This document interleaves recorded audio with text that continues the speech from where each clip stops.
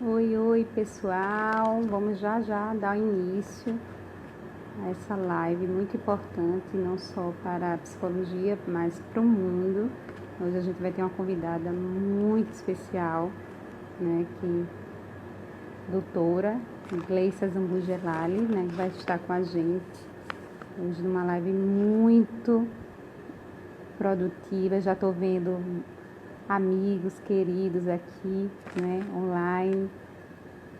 Ana Maria, Marcelinha lá de São Paulo, da Prevent Senior, já aqui ao vivo, né?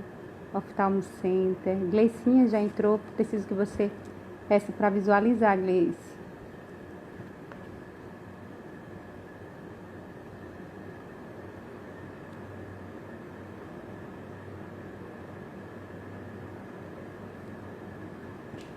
Marcelinha, você tem que pedir para mim para visualizar a sua live. Quando você entra, onde tem as carinhas, tem duas carinhas lá embaixo do Instagram. Você pode sair e entrar de novo, que na hora que você entrar de novo, já pede para visualizar a sua live. Não.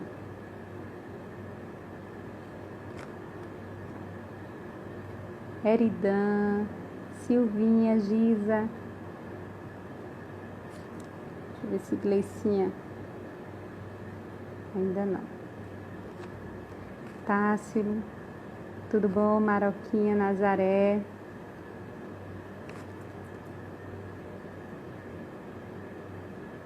Ai, Gleice entrou. Gleice tinha entrado. Hanna, prima. Tanta gente querida, né? Tereza. Záfia Campelo.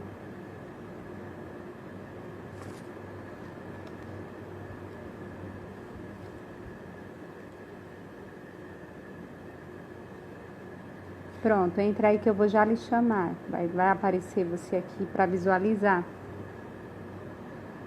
Gleicinha já está aqui, ela é super pontual, é britânica. Mariana, Richelle. Eu vou lhe ver, com certeza aqui.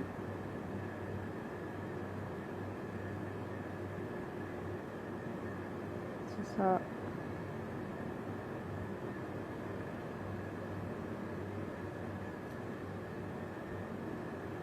Chamando. É super britânica. Chamando. Agora, eu acho que agora Oi, foi. prima.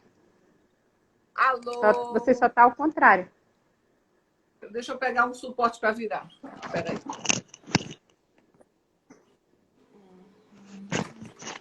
Só tá ao contrário o seu.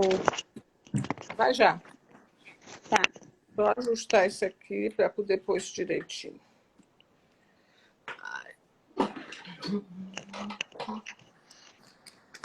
Muita gente conhecida aqui entrando na O povo vai live. gostar de fofoca, entendeu? Tá bem? Uma convidada especial igual a você, tá todo mundo assim ansioso. Acho que eu sou a mais ansiosa de hoje. E conversa, hoje vai ser bem divertido. Marcele, de São Paulo, já está aqui ao vivo para lhe Tá ver. aí? Que coisa Marcelinha está boa. aqui. Nazaré, Mônica Bezerra, Tayla, professora Clarissa. Só não estou lhe escutando. Agora estou. Tá? Tá, estou escutando. Vocês estão escutando, pessoal, direitinho? Agora, Renato Caixina, olha aí, Tá, você Bruna tá por aí? Sarmento.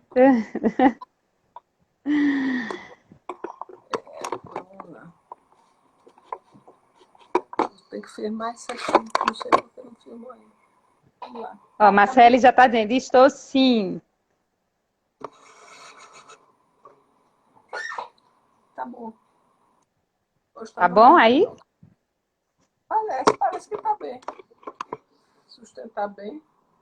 Tá muito baixo? Tá todo mundo escutando bem? Não, estão escutando bem. Tá todo mundo escutando bem. Então, boa tarde, doutora Gleice, um ser humano especial, né, que inclusive é minha prima, uma prima muito amada, não só por ser prima, mas pela pessoa que é, né, a filha que é, a mãe que é, né, o ser humano e a profissional de excelência que você se tornou. Então, assim, você é referência não só aqui no Rio Grande do Norte, mas em todo o país. Eu digo isso porque alguns anos atrás cheguei na Unifesp e muita gente queria conhecer Gleice.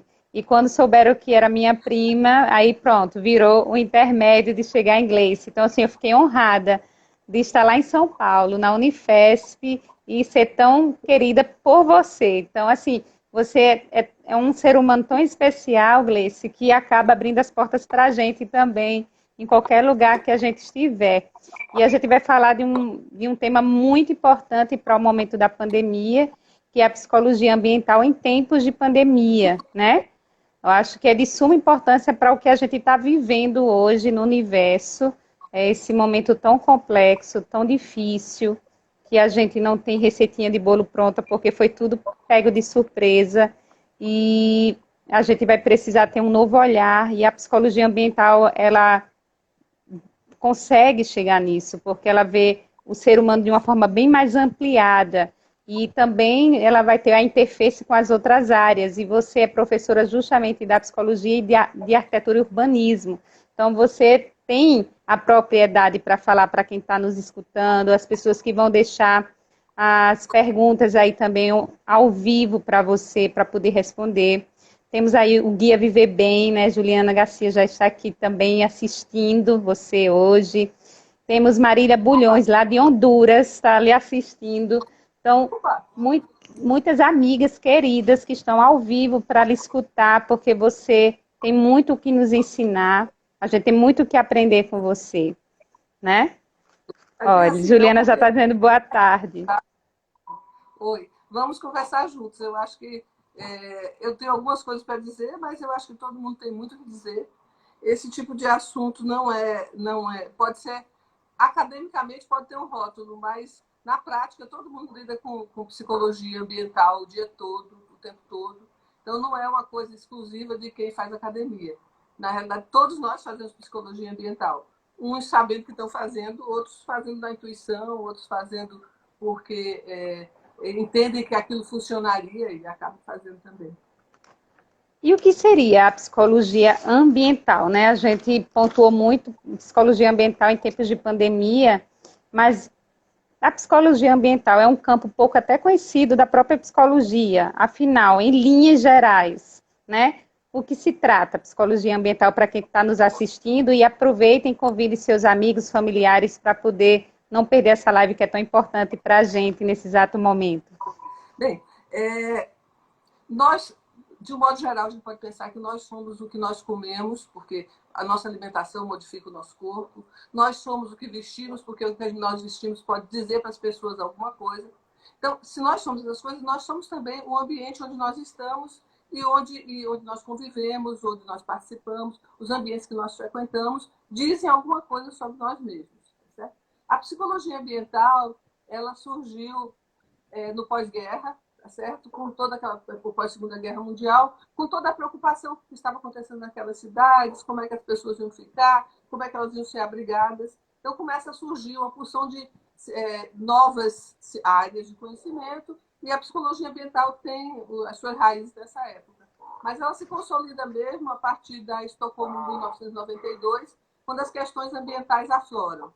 Então, surge a sociologia urbana, surge a preocupação das outras ciências com o ambiente, e na psicologia surge o que a gente chama de psicologia ambiental ou psicologia ecológica, depende da vertente, mas mais ou menos surge a partir dessa época, tá certo? Ela pode ser pouco conhecida porque ela é pouco divulgada, mas, assim, cientificamente ela acontece desde a década de 50, 60 e vem evoluindo. É claro que cientificamente também esse é um tempo muito pequeno. Tem ciências que têm uma duração muito mais longa, um período de surgimento muito mais longo. Essa surge nos últimos 50, 60 anos, mas ela, provavelmente, todos nós vamos começar a falar mais em psicologia ambiental, principalmente a partir do momento que a gente é obrigado a pensar nisso. O ambiente, ele está na nossa vida e nós participamos dele. As pessoas estão e são no ambiente, então não dá para pensar num ser humano fora do ambiente onde ele está sempre no ambiente. Mas, assim, esse ambiente ele só começa a chamar atenção na hora que ele incomoda de algum jeito. Então, se está tudo muito bem, ótimo, vamos pensar em todas as outras coisas. Na hora que o ambiente incomoda, na hora que você tropeça na calçada porque tem um buraco, na hora que você não consegue dormir porque está muito quente, aí você começa a pensar, mas por quê? Porque esse lugar que eu estou, qual é o problema com ele? Então, começa a ter uma questão ambiental para ser muito mais clara e ser pensada. A psicologia, por muito tempo, ficou fora dessa questão. Ela não quis olhar para o ambiente onde as pessoas estavam. Todas as questões estavam nas pessoas. Então, por que a pessoa não fazia, ou por que a pessoa não participava, o que estava apática, ou qual era o problema dela naquele dia. A partir dessa preocupação ambiental, nós começamos a pensar como esse ambiente participa da vida das pessoas e como a partir dele pode modificar-se em função de coisas. Pode acontecer muita coisa. Tem um psiquiatra, o James Hillman, que ele tem um livro muito legal, que é Cidade e Alma. Ele era psiquiatra, vivia ele fazia psicanálise, vivia no consultório dele lá em cima, no 10º não sei qual andar do edifício em Nova York. E aí, de repente, ele começou a notar que os problemas que estavam chegando para ele eram os problemas das pessoas, as angústias das pessoas, mas eram muito as ansiedades, mas eram muito. Ele estava fazendo muita psicanálise da cidade que estava lá embaixo e que estava deixando essas pessoas angustiadas. Então, ele faz esse livrinho aí que é bem básico, Cidade e Alma, é bem simples, bem gostoso de ler, mas ele mostra muito claramente que o ambiente que as pessoas estão está influenciando no que elas são, no que elas pensam, no como elas se comportam. Nós agora estamos no meio do enorme laboratório. Já tem uma porção de pessoas de psicologia ambiental, de vez em quando eu recebo uns questionários online, não sei o quê, tentando entender o que essa pandemia está significando para as pessoas que estão, as pessoas todas, porque é o planeta inteiro, que estão participando dela. Algumas estão participando mais ativamente, outras estão ignorando, mas ignorar também é um meio, é um modo de você se relacionar com alguma coisa. Ignora porque não está conseguindo conviver com aquilo, por exemplo. Penso que mais do que nunca a psicologia ambiental agora ela vai ser mais enfatizada, porque já que ela surgiu na pós-guerra, imagina agora nessa pandemia, nesse mundo que está tão ao avesso, de uma forma tão rápida, onde todas as ciências estão precisando correr contra o tempo, e a psicologia ambiental agora ela vai realmente estar à tona, porque como ela já vinha com esses estudos desde a pós-guerra e agora na pandemia, que já tem a psicologia da pandemia, que já vai se associar à psicologia ambiental, com certeza, eu imagino que você agora vai ser bombardeada por todos as áreas afins da psicologia, porque ela faz uma interface muito grande, não só com o ambiente, com o ser humano, mas com outras áreas demais, né? Então, seria a psicologia, os conceitos da psicologia ambiental são universais, né? Ou seja, eles são aplicáveis a todas as pessoas, em qualquer circunstância, ou não? Como é que você consegue explicar isso? Temos aí o pessoal de Curitiba, Simone Marchesini, uma psicóloga assim, maravilhosa, está assistindo você. Entre outros psicólogos, estão lhe assistindo todos agora ao vivo para poder você fazer essa interface. Luciana Medeiros foi minha professora, assim, só pessoas queridas estão ao vivo e pessoas altamente estudiosas para chegar assim pertinho de você, né? Tá bom. Então, antes da gente falar dessa questão conceitual, deixa eu falar o seguinte. Para a gente não ficar com a impressão que a psicologia ambiental só fala desse tipo de assunto, ela tem um leque bem grande de coisas que ela não trabalha. Tem os grandes temas, a questão toda da proambientalidade é muito discutida pela psicologia ambiental. A questão das mudanças climáticas, que a gente chama de aquecimento global, é muito discutido pela psicologia ambiental. A questão da percepção e cognição do ambiente, como é que você percebe esse ambiente e como você aprende com ele ou aprende dele. Também é uma questão discutida, e a questão de comportamento socioespacial, que talvez seja o que eu queira falar mais hoje, tá certo? Comportamento socioespacial é como é que as pessoas entendem o ambiente, como é que elas se relacionam com ele, principalmente como é que elas usam esse ambiente como meio de comunicação. Então, a questão dos conceitos.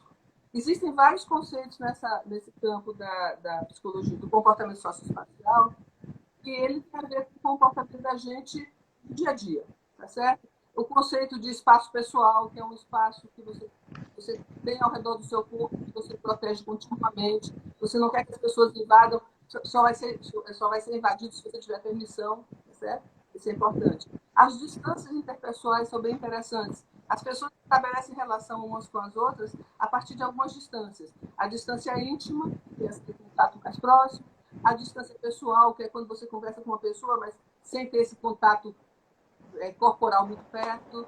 Você tem a distância social.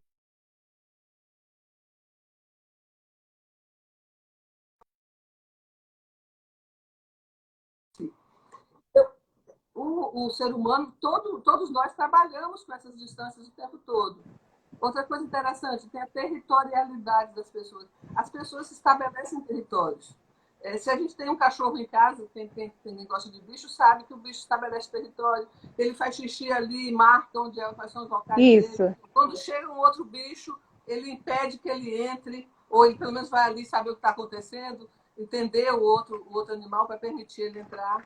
A questão da privacidade. Tudo isso são conceitos da psicologia ambiental que são extremamente trabalhados nesse comportamento socioespacial.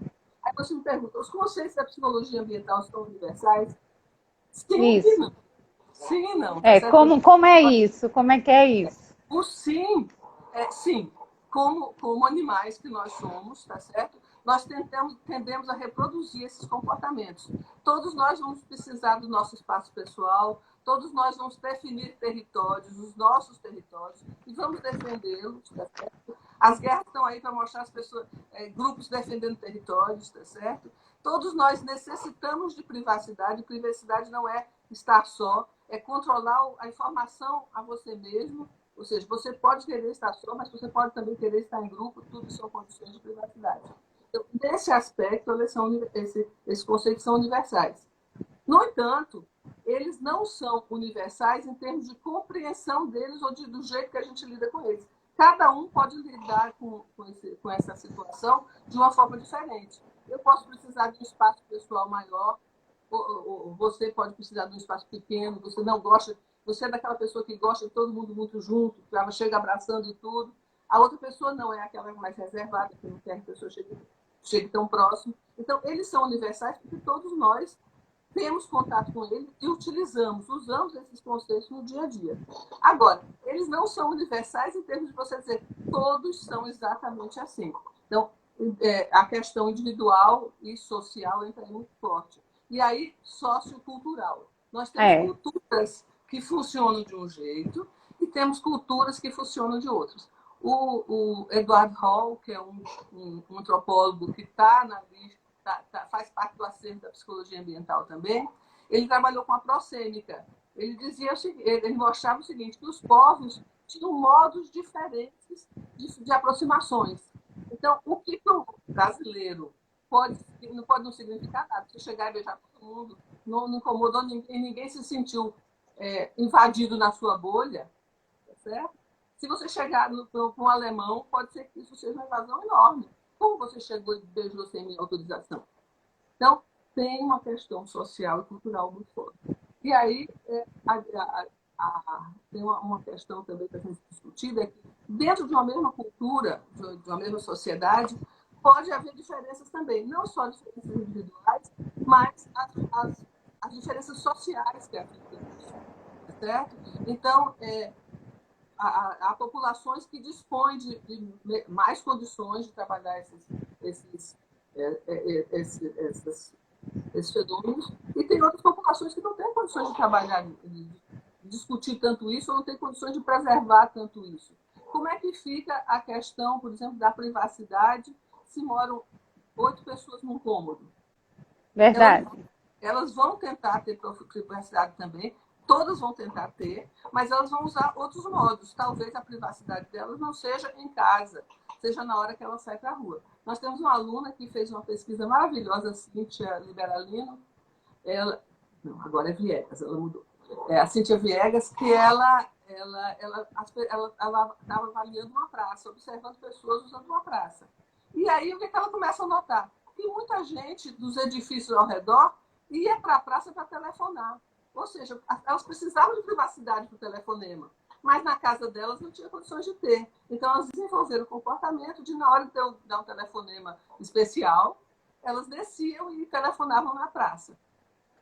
Super interessante isso, entendeu? As pessoas, elas precisam da privacidade, no caso que a gente está falando agora, mas elas modulam isso, elas trabalham isso de um jeito a conseguir. Pode ser em casa, pode ser fora de casa. Certo? E essa faceta, né, do ser humano, dele ter essa forma de driblar as situações e se adaptar, porque isso é muito do ser humano, da espécie humana. Principalmente agora com a pandemia, que a gente vai também talvez perceber mais e mais situações diferenciadas de comportamento, de mudança, de flexibilidade, de se reinventar. E a psicologia ambiental ela vai estar observando todos esses parâmetros, né? E quais as áreas profissionais que podem estar assim interligadas à psicologia ambiental? São números. A psicologia ambiental, ela já nasce da interdisciplinaridade, tá certo? Ela nasce interdisciplinar porque você, aqui, com 10 minutos que a gente está conversando, eu já falei no antropólogo, eu já falei no historiador, eu já falei no psiquiatra. Então, a psicologia ambiental, ela não é feita só por psicólogos ambientais. Claro que nós estamos interessados nos aspectos psicológicos das relações entre as pessoas nesses ambientes. Mas ela não é feita só por psicólogo, não. Tem geógrafos fazendo, tem arquitetos fazendo, tem antropólogos fazendo, sociólogos. E o interessante da psicologia ambiental é justamente o quanto ela se abre para essas experiências e para esses outros conhecimentos. Talvez na psicologia seja o campo que mais está se abrindo. A psicologia social também se abre. Mas a psicologia ambiental se abre muito para receber e para trocar, entendeu? A ideia é essa. Em que os estudos desenvolvidos na psicologia ambiental podem contribuir para a compreensão dessa situação de confinamento que hoje cada um de nós estamos passando, né? Você acabou de pontuar. São vários profissionais envolvidos na psicologia ambiental, antropólogo, historiador, porque quando a gente pontuou a questão da Segunda Guerra Mundial, da questão da própria psicologia surgindo ali ambiental, e agora a pandemia, como é que fica tudo isso? Bem, vamos pensar na pandemia e nesse confinamento que são o nosso grande desafio. Eu acho que talvez vá ser o grande desafio do século XXI, entendeu? Mas, assim, com certeza é o grande desafio do ano e da década, está sendo esse, né?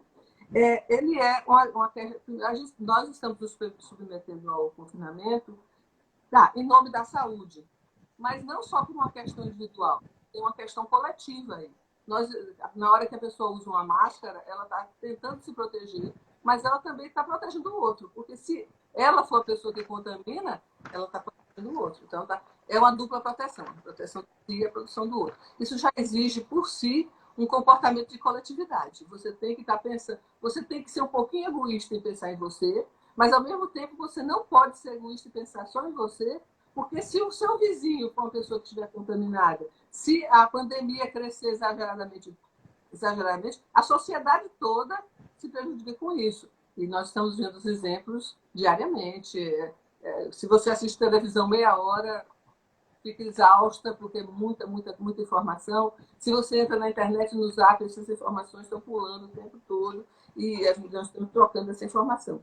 Então, em termos macro, nós temos que estar todos pensando uns nos outros, e a cidade, dentro disso, vai ter que ser repensada, essa cidade, tá certo? A cidade em si vai ter que ser repensada.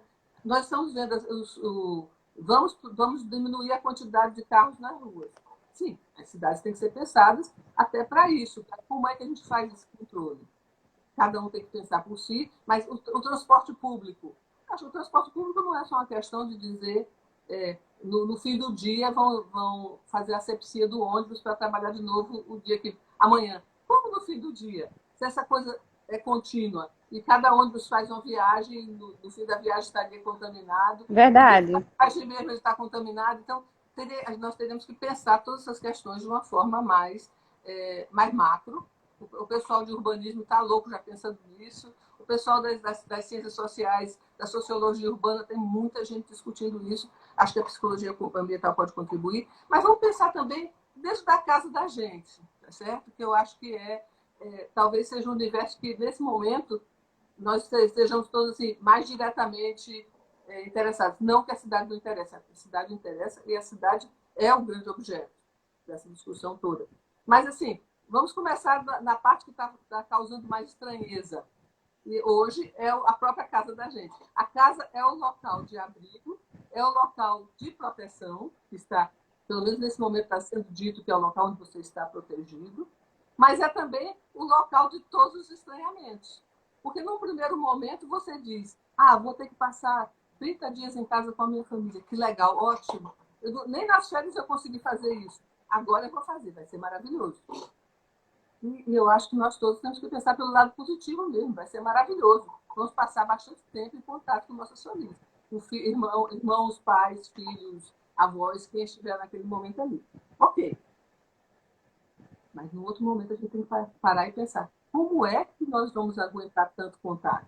E aí nós estamos vendo uma porção de gente brigando, tem piada na internet, nos atos, que diz assim, caso de pandemia, 1 ou 2, caso de briga em família, 100, caso de divórcio, 1000. Ou seja, as pessoas também têm dificuldade em ter esse contato contínuo desse jeito. Por quê? Porque no dia a dia, quando você tem um problema em casa e entra em choque com alguém, você simplesmente sai, dá uma volta, respira ar puro, olha para a praia, vai para o cinema, ou conversa com um amigo, mas você sai daquele ambiente e você consegue trabalhar esses seus sentimentos, e quando você voltar, talvez você já volte um pouco diferente, um pouco mais calmo, a outra pessoa também vai ter feito talvez a mesma coisa, ou seja, existe uma válvula de escape desse ambiente familiar confinado. Na hora que nós estamos todos dentro da mesma casa e existe um desacordo, porque é normal, o conflito é a coisa mais comum da vida das pessoas, como é que fica lidar com esse conflito numa situação em que ninguém pode ir embora? Verdade. Então, se você está numa camada da população mais privilegiada, você tem uma casa de vários cômodos, tá certo? Eu respondi um questionário do Ministério da Saúde, acho que a semana passada, sobre a pandemia, ele dizia quantos cômodos tem a sua casa. Cômodos são só salas e quartos. Banheiro e cozinha não entra com cômodo. Não sei porquê, mas eles acham que não.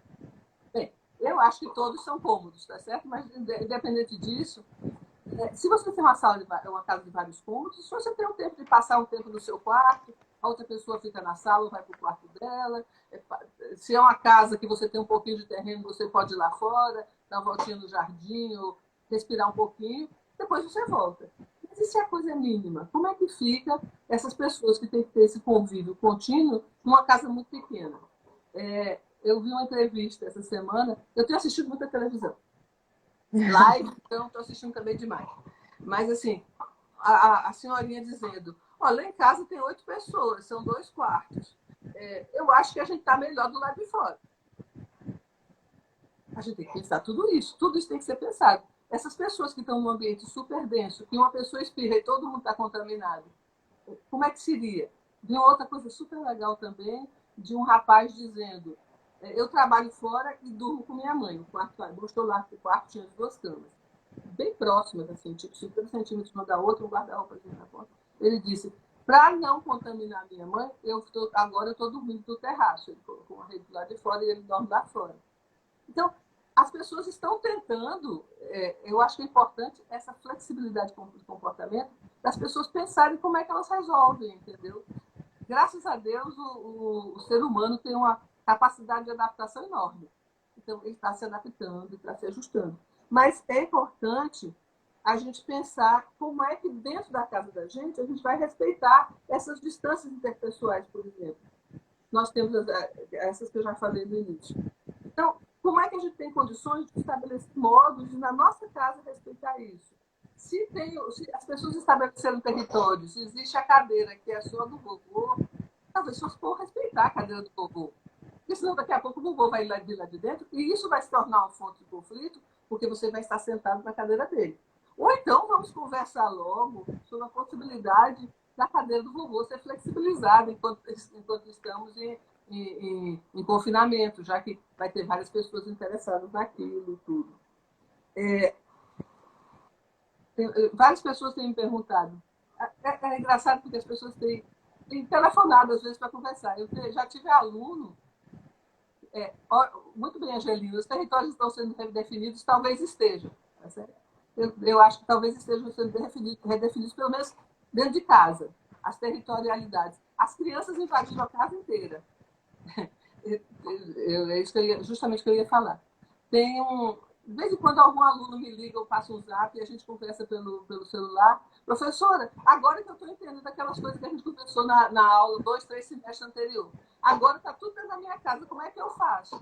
Eu digo, vamos conversar, vamos sentar e vamos estabelecer essas novas territorialidades, Angelina. Tipo, crianças, tudo bem, vamos brincar bastante, tem que brincar, tem que brincar. Então, vamos separar um lugar, mesmo que a gente tenha que desmanchar um pedaço do jeito que a casa está arrumada, mas vamos estabelecer um lugar que as crianças podem brincar mais. Mas também não é interessante que elas brinquem e armem o autorama embaixo da cama do vovô, entendeu? É melhor que elas armem esse autorama no outro canto. Tem que ser, não sei aonde. Mas, assim, no quarto do avô, porque elas têm que respeitar também a territorialidade dele. Então, esse jogo, principalmente das famílias que tem muita gente, tem que ser feito e tem que ser feito com muito cuidado.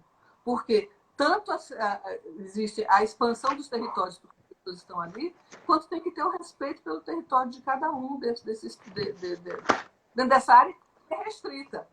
Então, justamente é onde vem a dificuldade socioeconômica, sociocultural. Porque quanto menor for esse ambiente, quanto menos jogo de cintura você tiver dentro dele, mais difícil vai ficar conviver com essas diferenças. Mas as diferenças têm que ser compreendidas e respeitadas, claro. Aí já teve gente que disse, então, nesse caso, o melhor é estar sozinho. Porque se eu estiver sozinho, a casa toda é meu território. Sim, mas em termos de território, você vai ter mais. Tudo bem, você vai poder definir mais o que você faz. Agora eu vou ficar na sala, depois eu vou para o quarto, alguma coisa assim. Mas, em compensação, tem a questão da solidão, que é uma outra face desse confinamento. A pessoa pode estar sozinha em casa e se sentir muito mais à vontade, porque o território é todo dela, ela não tem que dividir nada com ninguém. Mas, em compensação, ela vai ter que trabalhar como é que vai ficar a questão da solidão. Porque não é fácil também você passar 1 mês, 2, 3, a maior parte do tempo sozinha, certo? Com a companhia da televisão, com a companhia do Zap, com a companhia do celular. Tem uma outra discussão bem interessante da psicologia ambiental. Há uns 20 anos atrás, o Robert Sommer alerta, e há 12 anos atrás, a Ariane Rivlin alerta de novo, que a tecnologia está ocupando um espaço enorme na vida das pessoas e que as pessoas têm que cuidar, têm que entender e cuidar desse papel das tecnologias na vida delas. Atualmente, e nos últimos 2 meses, o papel da tecnologia na vida da gente cresceu monstruosamente. Nós estamos extremamente ligados à comunicação através de internet, ao uso de todos os recursos. Quanto mais a pessoa tem possibilidade, mais recursos digitais ela está usando e tudo. É bom, com certeza é bom. Você se comunica a partir disso, você consegue resolver uma porção de coisas a partir disso. A grande questão aí vai ser discutir a dependência que as pessoas vão ter com relação a essa tecnologia. Até porque já existia, né? O tecnoestresse já existia. Né? Imagine agora, vai ser mais acentuado ainda e até para o recomeçar vai ser complicado. Uhum, com certeza. Vai ser, o uso dessa tecnologia, eu não sou contra, eu acho que a tecnologia ela está aí, a gente tem que lidar com ela. Sim. Mas a questão é que tipo de relação a gente estabelece com essa tecnologia, tá certo? Ela tem que ser uma tecnologia que sirva para mim, mas que sirva para me ligar aos outros e que não impeça o contato depois. Se o contato pessoal está impedido hoje, vai demorar, mas ele vai voltar. E o distanciamento esse distanciamento social forçado desse momento não pode virar a angústia do próximo momento. Eu não saio de casa morrendo de medo, porque lá fora estão todos os monstros, e os micróbios e os vírus. Eles estão porque eles já estavam. A gente Verdade. tem duas coisas e não pode... Essa dependência da tecnologia tem que ser pensada. A gente tem até que pensar na questão da pandemia do medo, né? Porque a gente está vivenciando vários tipos de pandemia. Se a gente desacortinar o que a gente está passando por trás de tudo isso que está sendo tão revelado, eu até esses dias eu fiquei observando muito os comportamentos das pessoas. Eles estão muito acentuados e isso é algo para a gente ter um cuidado maior. Esse confinamento, esse isolamento, essa questão da territorialidade que você falou, a questão da própria psicologia ambiental.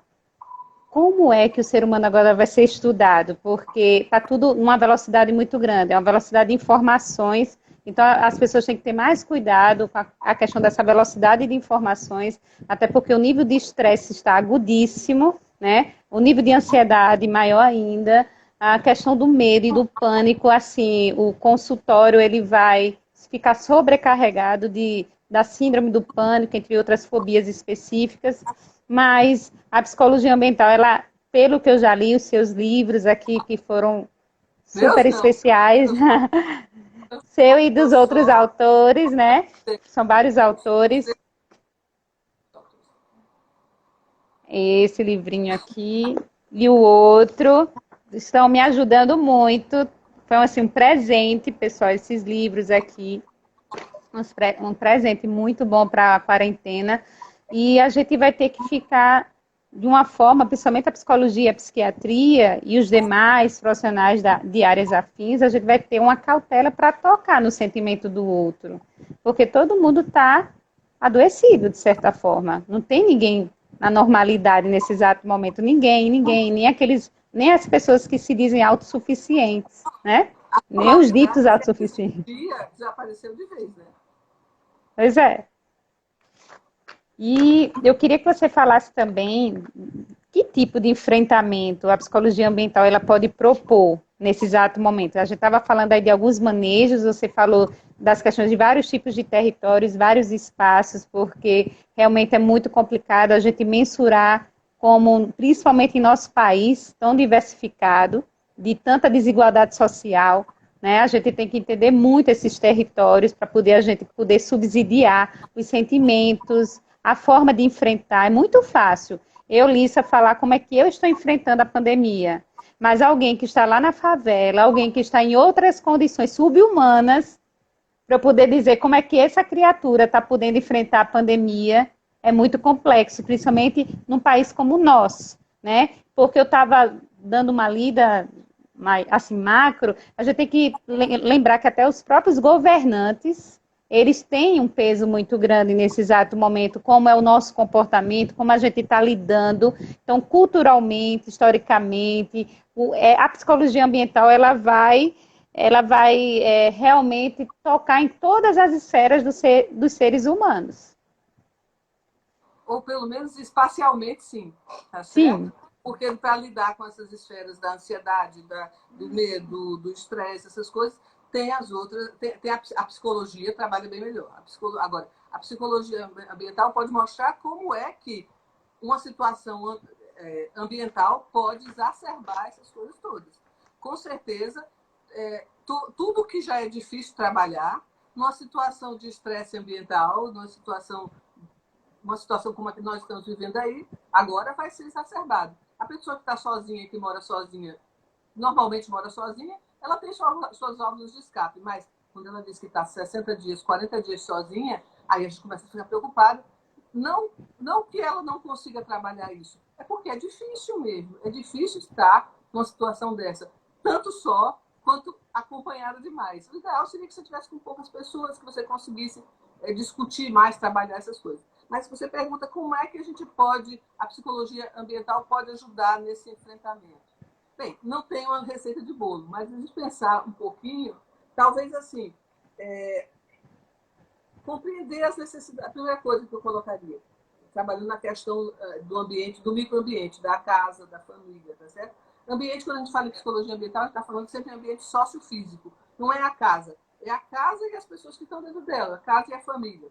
Então, tentar entender as necessidades de espaço das pessoas que estão convivendo ali e tentar prever, tentar pensar um pouco quais são os pontos de atrito, o que, é que poderia gerar atrito ali, e tentar, não é evitar o atrito, porque evitar é É impossível, mas complicado. tentar Amenizar, prever né? o que poderia acontecer e amenizar, não é evitar que aconteça, mas se acontecer, você está preparado para trabalhar um pouco aquela questão e tentar que as pessoas fiquem menos exigentes com relação a isso. Difícil porque elas estão estressadas e quanto mais estressada, mais exigente ela vai ficar com relação a algum aspecto e tudo. Tentar definir locais de atividades. Inclusive, tentar evitar aquela coisa repetitiva de, por mais que a casa seja pequena, eu faço tudo exatamente nesse mesmo local, nessa mesma cadeira, nesse mesmo lugar do sofá. Tem gente que trabalha na cadeira, almoça na cadeira, conversa na cadeira. Gente, ela vai ter que pensar um jeito dela dividir o espaço dela, e nem que ela mude um pouquinho, mas que ela consiga ter ângulos diferentes daquele espaço, ter momentos diferentes. Quem está sozinha tem um espaço maior, pode ter um espaço um pouco maior, mas ela pode dividir.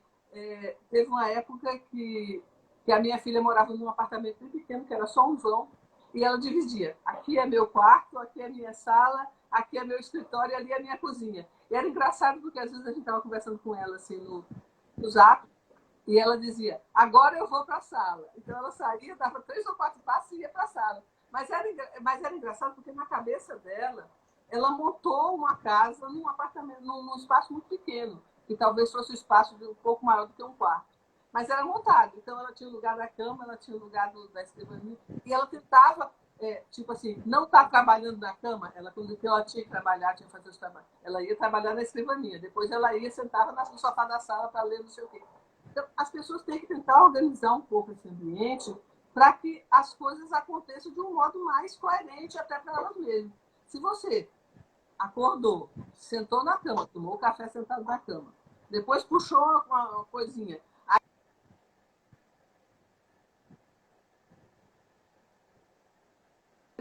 sentou de novo na cama, gente, está ficando difícil. Então, essa não é um espaço duro, inflexível. Tem que ser flexível. A gente pode ter várias atividades acontecendo no mesmo lugar, mas não vamos fazer tudo num lugar só. Tá certo? Se você está Verdade. na hora da tua refeição, levanta da poltrona um pouquinho, vai até a bancada da cozinha, se é só ali você é ali que você tem o espaço. Coloca um banquinho ali, senta um pouquinho, almoça. Terminou o almoço, levanta de novo, aí você volta para o trabalho. Aí você tem que sentir que as coisas aconteceram, que os tempos passaram, que as atividades aconteceram, que não ficou tudo misturado. Tem muita gente que está muito misturada nesse confinamento. Está o tempo todo, parece estar no mesmo canto, sempre, sempre, sempre. Eu acho que isso é uma das questões também de trabalhar essa discussão em casa. A questão da busca por novos usos de objetos que estão lá. Isso a gente tecnicamente chama de affordancy. Mas não vamos trabalhar desse jeito, não. Vamos pensar no objeto. Você tem um objeto. O pessoal da educação física está dando aulas maravilhosas disso. Olha para uma garrafinha d'água ou para um saco de feijão e diz, isso não é mais um saco de feijão. Isso agora é o peso para eu fazer meu exercício. Então, você pode repensar todos os seus objetos da casa para que eles sirvam em vários momentos. Isso é bem legal, porque você consegue repensar a tua casa, o teu espaço a partir disso. Aquele brinquedo da criança, por um tempo é o brinquedo da criança, mas a criança não quer mais, pode servir de peso de papel, pode servir para você encostar uma porta. Então, essa busca por outros modos de utilizar os objetos que você tem pode ser também uma coisa muito positiva dentro de um contexto difícil, tá certo? E a discussão da tecnologia eu acho que volta, entendeu? Dessa coisa do enfrentamento. Use a tecnologia enquanto ela for útil para essa conversa, essas coisas. Quando você começa a estar escravo dela, de não só vou dormir às 4 da manhã, depois que terminar todo o videogame e passar por todas as fases, será que aquilo ali está sendo adequado para você? De repente, não é tanto, entendeu? Você pode jogar videogame o dia todo, mas não precisaria invadir a noite. Ou então, não, a noite é a hora que eu jogo videogame. Eu vou dormir o dia inteiro? Tá, você está estabelecendo esse acordo com você. Mas, assim, a tecnologia ela tem que ser, vai ser usada, mas ela tem que ser trabalhada para ser legal para você. Angelina, ela está perguntando assim, comente também do desafio da educação infantil online. A casa, ela virou escola? Educação infantil online. Como é que fica a questão das crianças, tá certo? As crianças estão em casa, elas vão precisar de mais espaço, você deve ceder mais espaço a elas, mas deve também negociar com elas como isso funciona. Agora, a casa não é uma escola, gente. Sinto muito. A não ser que você tenha optado, a não ser que você tenha optado há muito tempo por essa educação em casa, que no Brasil ainda não é muito comum, mas tem outros países que estão fazendo educação em casa. A casa não é o local para você estar o tempo todo forçando aquela criança. Você não tem que aumentar o estresse sobre a criança. Você está Verdade. todos esses trabalhos aqui, porque tem aqui uma pilha desse tamanho de trabalho. É importante fazer os trabalhinhos em casa? Eu acho que é. Eu acho que para uma criança ela ter um pouco dessa noção de limites, de atividades, de que tem que fazer, de ter uma obrigação, aquilo tem que ser feito e tudo. Agora, isso não pode ser patológico desse jeito. Tem criança que tem, assim, livros e livros para ler. Eu conversei com a mãe outro dia que estava dizendo, a minha menina deram 8 paradidáticos para ela dar conta. Gente, a criança tem uns 7, 8 anos. É uma menininha pequenininha. Por que ela precisa ler tanto paradidático? Eu acho que ela precisa ler. Se ela tiver amor por ler, ela vai ler até 15. Agora, a obrigação de ter que ler esses livros todos. Os pais terem que, de repente, se transformar em professores. Pais fazem deveres de casa desde sempre. Eu me lembro da minha mãe que fazia os deveres com a gente, fazia até mais do que precisava.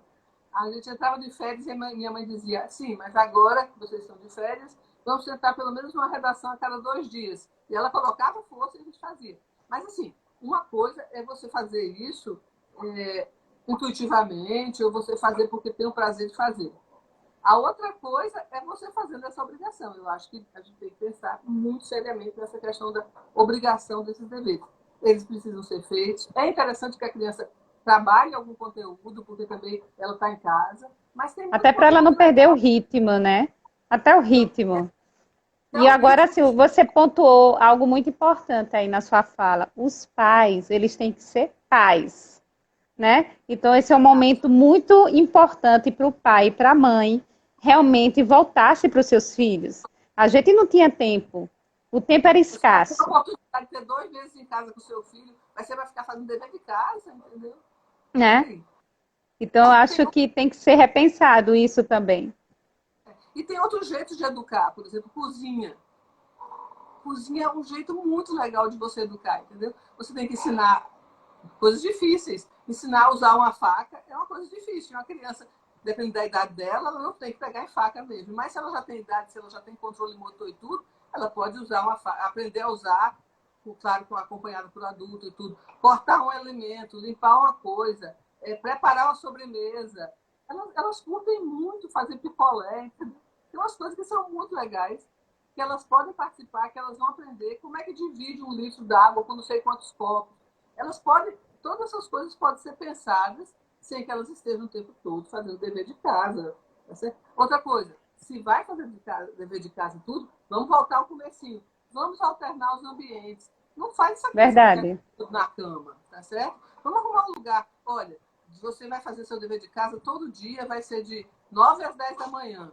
Mas você vai fazer aqui nesse lugarzinho, nessa mesa. Depois você fecha, acabou a aula, aí vamos estabelecer esses locais dentro de casa, também vai ser bem positivo para trabalhar nisso. Tem que ser prazeroso esse conhecimento, gente. A criança já está em casa e ela aprender sem prazer, eu acho que não vai funcionar. Ótima pergunta, Angelina. Estão perguntando qual é o nome do autor do livro de Cidade Alta, do psiquiatra. James Hillman. James Hillman, com H-I-L-M-A-N. Muito bom. A gente falou das crianças, os adultos e os idosos nessa mudança de pandemia, esses locais que eles precisam se reorganizarem. O que é que você fala também? Principalmente os idosos, que muitos estão precisando ficar distante dos seus familiares nesse exato momento e não estão nem entendendo essa situação. Os idosos é um problema. Os idosos eu acho que são o foco maior desse cuidado todo, dessa pandemia. Claro que as crianças são os adultos. Todos somos. E, de um modo geral, tudo que a gente vem falando serve para os adultos e tudo. Agora, os idosos, a gente tem que pensar muito na questão do idoso isolado, tá certo? Isolado não pode ser sozinho, até porque muitos Isso. deles nem podem ficar sozinhos. Então, a gente tem todo esse cuidado pessoal das máscaras, de lavar as mãos, essas coisas, tem que se repetir e com os idosos tem que ser muito forte. Se houver a possibilidade deles se conscientizarem do uso dessas máscaras, da lavagem dessas mãos, seria muito importante. Agora, é muito importante que a gente torne esse ambiente mais dócil ao idoso. É mais o conceito da psicologia ambiental, essa coisa da docilidade ambiental, tá certo? A docilidade ambiental é você ter um ambiente, não é um ambiente que não tenha nenhum problema, mas é um ambiente que acate adequadamente aquelas pessoas que estão ali. Então, se é um idoso com cadeira de roda, eu não posso ter uma escada de 3 degraus, eu vou ter que ter uma rampa, eu vou ter que ter alguma coisa. Mas todos esses apoios, apoio em banheiro, tá certo? Apoio na cozinha, se tem um corredor maior, tem um apoio ou uma cadeira para aquele idoso se sentar no percurso. Cuidar, tapete no chão. Tapete é um problema, gente. Todo mundo escorrega em tapete. Idoso, se escorregar no tapete, vai ter um grande acidente. Quina viva. Isso é um problema também. Então, tem uma porção de pequenos cuidados com os idosos que, num período como esse, que eles vão ficar mais tempo sozinhos, isso teria que estar mais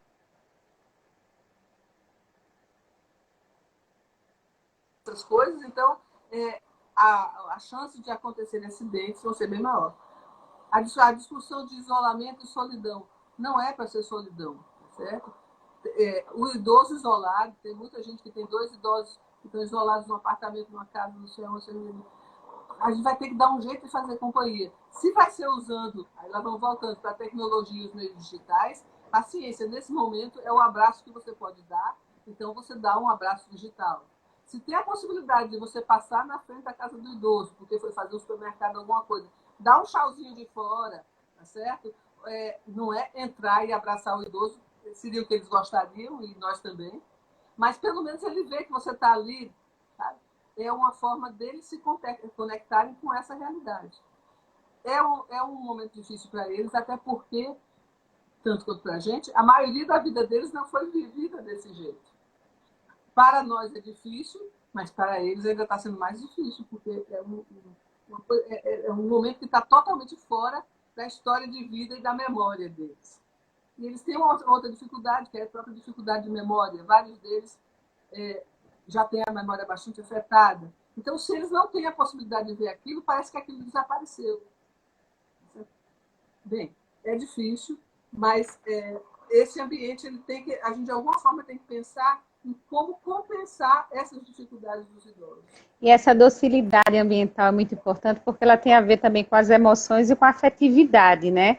Quando você toca na situação do idoso e que a gente tem o recurso do celular, das mídias sociais, da tecnologia, muitas pessoas ficavam muito distantes dos seus idosos antes da pandemia, né? O distanciamento já acontecia. Eu penso que a pandemia ela trouxe as pessoas mais próximas umas das outras, porque antigamente os idosos eram uma classe que era totalmente esquecida há poucos dias atrás, há 2, 3 meses atrás. É só a gente observar as instituições que fazem o idoso hoje ter essa assistência, né? As casas de idosos, etc. Quem já fez alguma visita em casa de idoso sabe que normalmente as famílias nem fazem a visita a eles.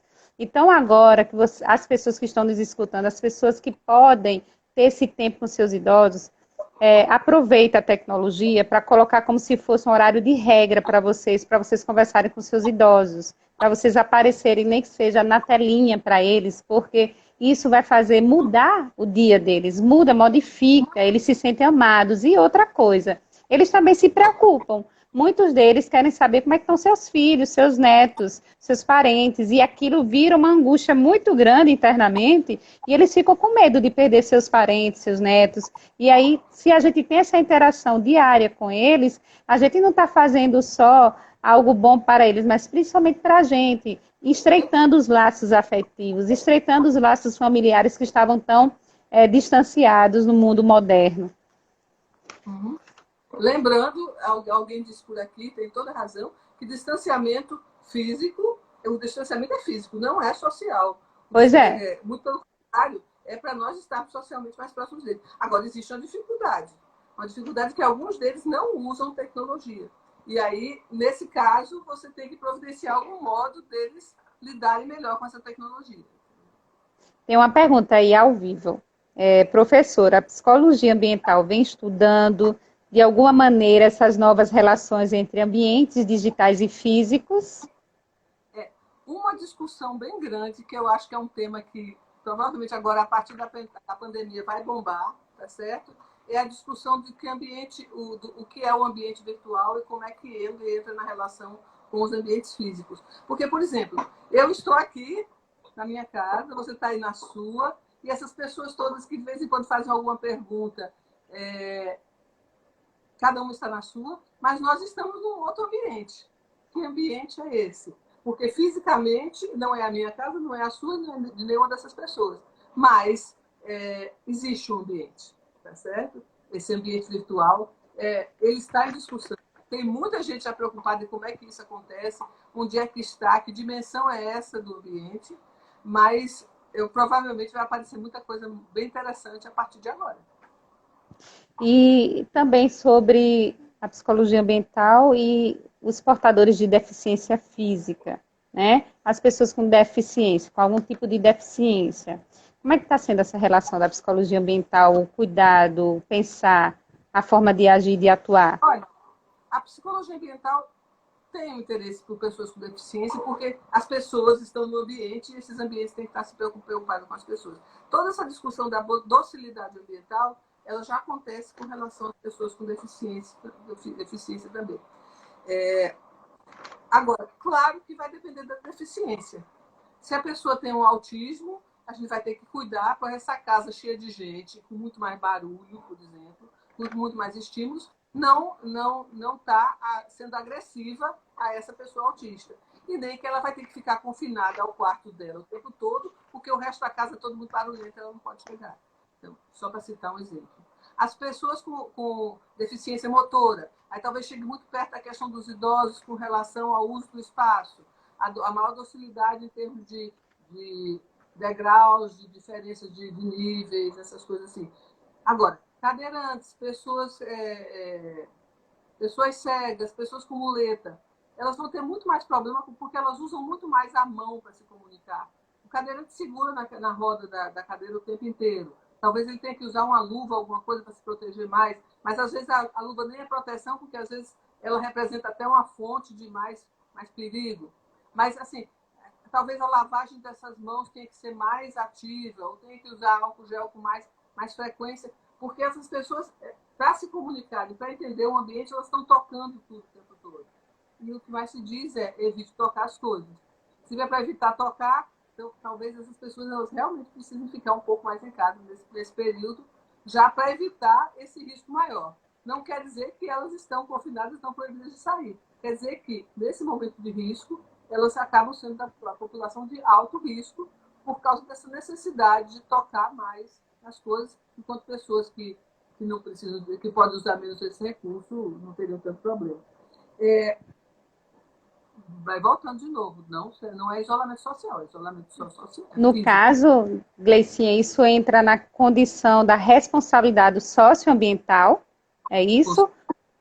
Entra nesse quesito, né, de tudo que eu faço, tudo que eu estou envolvido, seja no meu território, no território externo, tem a ver com essa responsabilidade socioambiental, que a psicologia ambiental tanto pontua, né? Ok, pode ser. Acho que a responsabilidade socioambiental ela entra em diversos níveis, tá certo? E entra no nível da sociedade como em geral. Nós temos responsabilidade social e ambiental com relação às populações mais carentes, que são as que pagam a maior parte da conta de tudo que acontece, tá certo? A gente está vendo a pandemia em Natal começou nos bairros da Zona Leste e agora se alastrou, ela está toda na periferia. Toda não, mas a parte mais densa está na periferia. Por quê? Porque são as habitações que têm menos condições, são os locais onde as pessoas estão mais adensadas. A palavra da mídia é aglomeradas, as pessoas estão aglomeradas. Em psicologia ambiental não é bem assim, mas a gente chama de adensamento, tá certo? São lugares mais densos, onde as pessoas estão, onde há mais gente. Então, se elas estão mais próximas. A gente vai precisar fechar para poder entrar de novo, para poder finalizar algumas perguntas, porque no Instagram é assim. Então, eu vou fechar.